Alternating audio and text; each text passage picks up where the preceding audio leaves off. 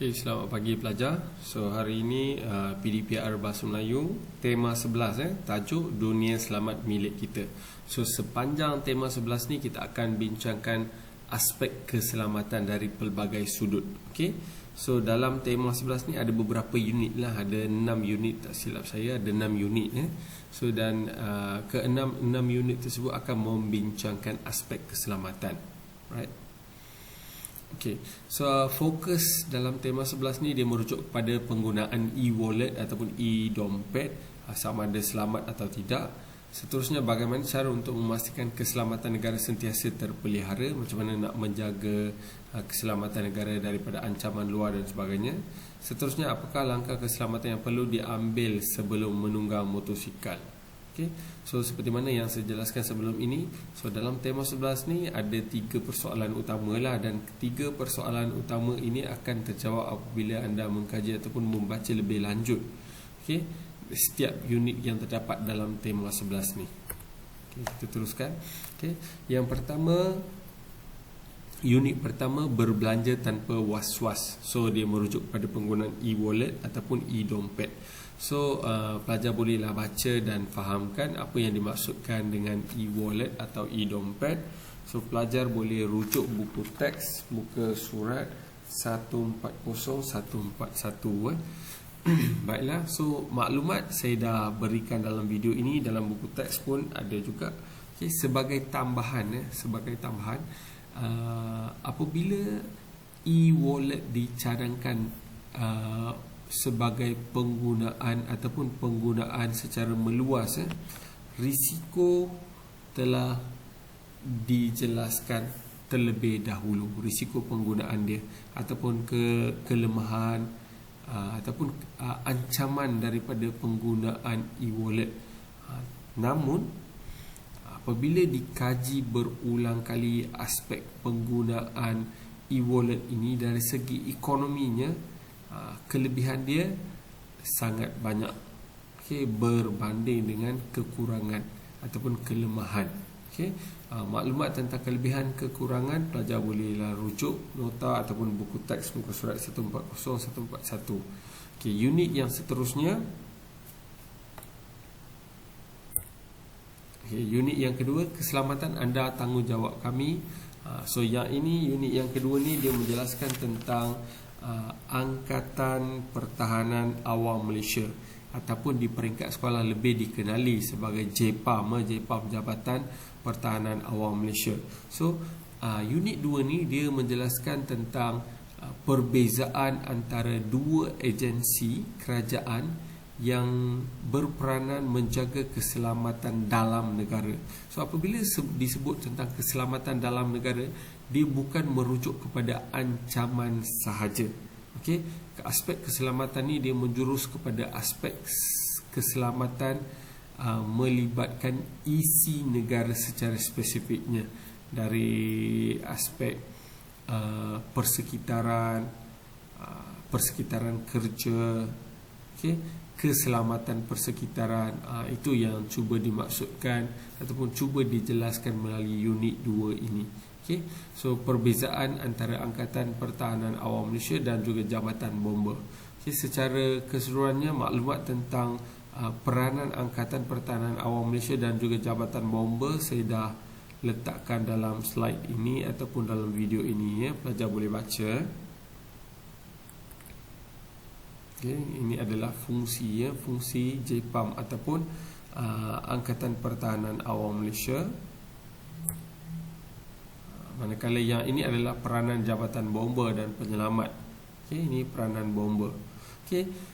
Secara keseluruhannya kita boleh buat kesimpulan bahawa Angkatan Pertahanan Awam Malaysia dia merupakan ataupun jabatan ni merupakan satu jabatan yang ditubuhkan untuk menyokong Jabatan Bomba dan Penyelamat. Di mana Jabatan Bomba dan Penyelamat dia ada beberapa bahagian ataupun ada unit-unit tertentu dalam jabatan tersebut. Tetapi JPAM dia tak ada. Maka spesifikasi tugas JPAM dia lebih luas dan dia bersifat mendatar. Dia tak akan melaksanakan sesuatu tugasan itu secara mendalam. Berbeza situasi dengan bomba, di mana bomba akan melaksanakan sesuatu operasi menyelamat ataupun operasi yang melibatkan kebakaran dan sebagainya lebih secara mendalam. Okey, contoh katakan kebakaran rumah dan sebagainya. Maka jabatan bomba ni, tugas dia bukan sahaja memadamkan api, tetapi selepas, contohlah katakan ada insiden kebakaran rumah, dia akan padam api, lepas tu dia akan siasat punca kebakaran dan sebagainya. Pada masa yang sama, selain daripada memadam api, lepas tu mencari punca dan sebagainya, menyiasat dan sebagainya, jabatan bomba ni juga dia bertanggungjawab di bahagian ataupun dalam bahagian sivil, di mana pembinaan bangunan, pembinaan rumah-rumah dan sebagainya, mereka harus memastikan menepati spesifikasi yang telah ditentukan. So itu adalah bidang kuasa jabatan bomba. So perbezaan antara JPAM dan juga jabatan bomba. Sebab apa? Dalam unit ni pelajar dikendaki membincangkan perbezaan antara Jabatan Pertahanan Awam ataupun Angkatan Pertahanan Awam Malaysia dan juga Jabatan Bomba. So untuk maklumat lanjut, pelajar boleh baca slide yang saya bagi dan juga boleh rujuk muka surat 142 143. Okey, kita teruskan dengan unit 3. Negara Sentosa Rakyat Selesa. So dalam pelajar boleh rujuk maklumat ini dalam buku teks muka surat 144 145. So unit 3 ni dia menjelaskan tentang keselamatan negara, tapi dia tak menjelaskan dalam bentuk karangan.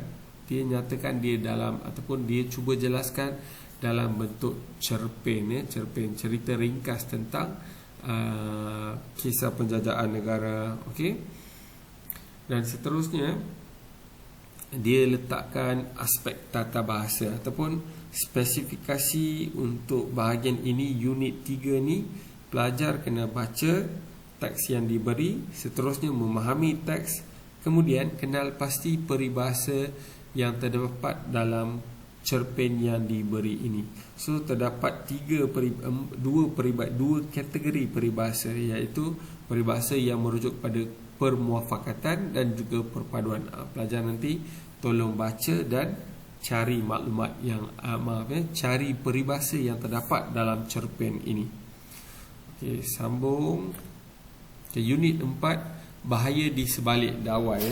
Unit 4, bahaya di sebalik dawai. So pelajar boleh rujuk buku teks muka surat 146 dan 147, di mana di muka surat ini ataupun di unit ini diterangkan tentang bahaya daripada penggunaan elektrik. Okey. Dan juga dinyatakan statistik yang melibatkan kemalangan ekoran daripada penyalahgunaan ataupun kemalangan yang berpunca daripada elektrik. Okey. Pada masa yang sama, pihak TNB juga dia nyatakan beberapa langkah keselamatan penggunaan elektrik. Right. Okay, kita sambung.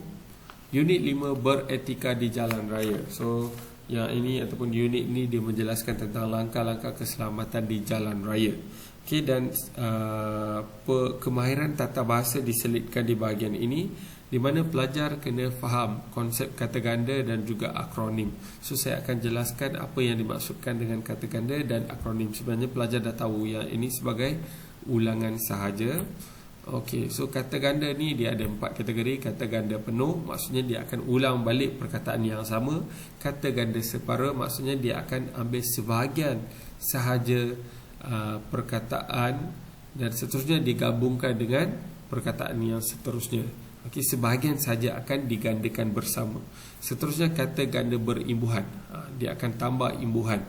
Okey, contoh macam tolong menolong tambah imbuhan men, dan seterusnya kata ganda berentak ataupun berirama. Okey, contoh macam bukit bukau, gunung ganang, gotong royong, semak samun, riuh rendah. Okey, dan seterusnya akronim. Okey, akronim ni pelajar dah tahulah. Okey, sebenarnya akronim ni dia merujuk kepada singkatan perkataan. Bila maksud akronim ni satu perkataan yang terbentuk daripada gabungan beberapa perkataan. Contohlah akronim ni macam SMK. SMK. Sebenarnya akronim untuk SMK ni Sekolah Menengah Kebangsaan. Tapi kita kerap kali menggunakan istilah SMK. Dan pastikan akronim ni, pelajar kena faham penggunaan akronim ni. Penggunaan akronim ni mesti diterima umum. Kita tak boleh reka sendiri. Akronim ni mesti diterima umum, barulah kita boleh menggunakannya. Right? Kita sambung bahagian yang terakhir, unit 6, dunia bahagia untuk semua. Bahagian yang ke-6 ni ataupun dalam unit yang ke-6 ni diterangkan dalam bentuk cerpen, cerpen ringkas, di mana tajuk cerpennya adalah dunia bahagia untuk semua. Tajuk cerpen dia Gadis Bermata Biru. So cerpen ni dia menjelaskan tentang seorang rakyat Malaysia. Dia pergi ke Belanda, Holland, Belanda, untuk melancong, pada masa yang sama untuk menyertai sebuah seminar. Dan tiba-tiba di sana dia telah diragut. Dia kehilangan dompet dia tak ada duit. Kebetulan ada seorang gadis yang berbata biru, dia datang tolong. Pada peringkat awal, gadis dari Malaysia ni dia macam agak takut jugalah. Tapi lama-kelamaan bila dia berbual dengan gadis berbata biru tu, dia rasa yakin. Dan tiba-tiba gadis bermata biru tu dia menghilangkan diri, dia tak muncul. Dan apabila gadis dari Malaysia ni dia pergi ke seminar ataupun dia menghadiri seminar, dia dapati bahawa gadis yang berbata biru yang dia jumpa itu adalah seorang penceramah, namanya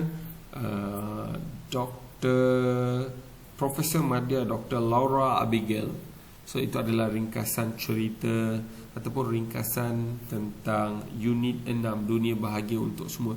So dalam bahagian unit 6 ni, di bahagian dalam unit 6 ni, so fokus dia tentang keselamatan di peringkat dunia, di mana seminar yang diadakan tu tujuan dia untuk menentang peperangan. Dalam seminar tu dibincangkan tentang kesan perang. Right. Baiklah, so itu sahaja tema 11. So secara ringkaslah saya jelaskan tentang tema 11. So sekiranya pelajar ada masalah, kalau nak tanya, pelajar boleh menghubungi saya. So itu adalah tema 11. Sekian, terima kasih.